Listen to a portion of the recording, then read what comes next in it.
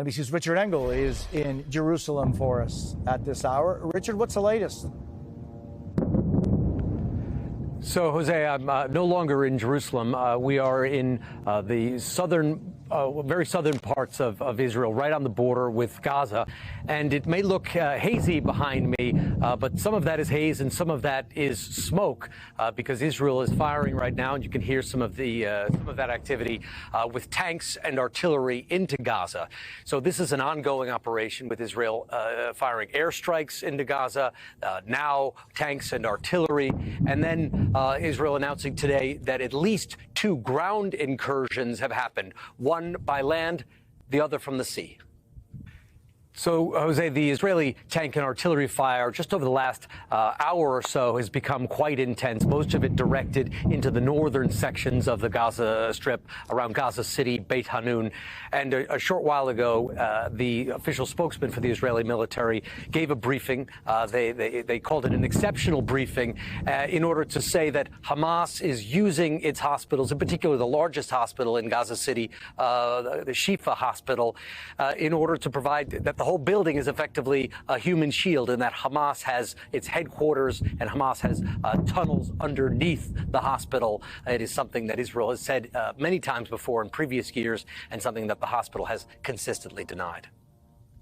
Richard, just listening to you just in these last couple of minutes, it's been a consistent one after the other, the booms that we're hearing. I mean, just to listen for a second to this. Meanwhile, and I don't know, and I'm asking you if you know, there is a difference between artillery, tank fire, and then, strategic missiles. It seems as though the tanks are less precise than a, laser guided missile. And yet these are just boom after boom after boom, Richard. Tanks and artillery are effectively cannons. You point them at a target and you pull the trigger. They can be accurate, but they are not a precision weapon. They are not a laser-guided missile. Israel is firing. It is firing at targets. But we've also heard small arms fire. And last night, I believe we heard one of those incursions. And when the Israeli military puts out its video and it puts out the cockpit video of airstrikes, or it puts out drone footage showing strikes, generally there is no audio.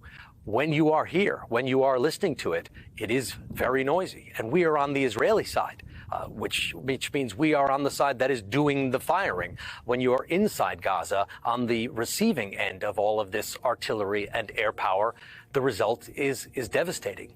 And there have been some questions about the numbers put out by the Palestinian Health Ministry. They now say that more than 7,000 people have been killed. But certainly, and it's, like you said, it is very difficult, if not impossible, for us to verify that number.